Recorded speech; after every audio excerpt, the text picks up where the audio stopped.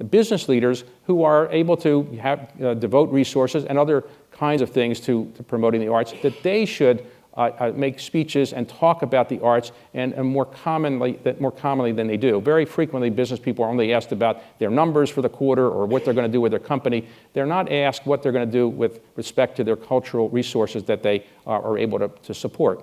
And think about this. Right now, business people are very focused on something called ESG. ESG means environment, social, governance. It's a kind of way of saying that business people shouldn't worry only about numbers and how much money they make. They should worry about what they're doing to help society and make it a better place. And people have said, well, ESG, and all companies like my own have ESG reports. We say, here's what we're doing to help the environment, here's what we're doing to help sustainability, here's what we're doing to have good social practices, here's what we're doing to have good governance.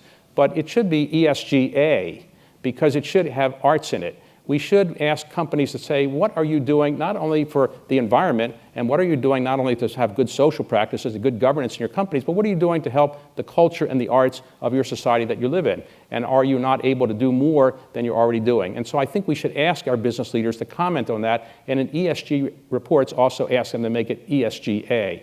I think we also should have an index. Business people are wonderful at measuring the metrics of how they perform. Profit loss statements, quarterly earnings statements, all kinds of indicia are available. I know in my own company we have enormous amounts of data about how we're performing, how our companies are performing, and it's true of all business people.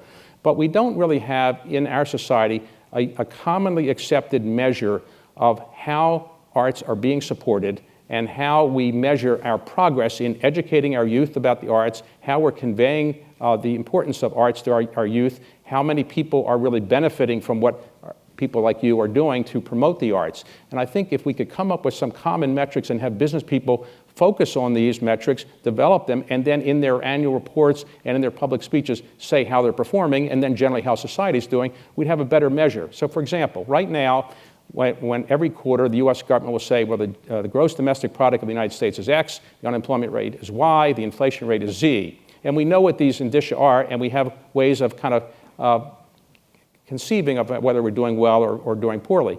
We should have the same kind of index, in my view, as well, and indices as well, for how we're doing in passing along the importance of the arts, promoting the arts, supporting the arts. And I think that business people can take a lead in that. I think we also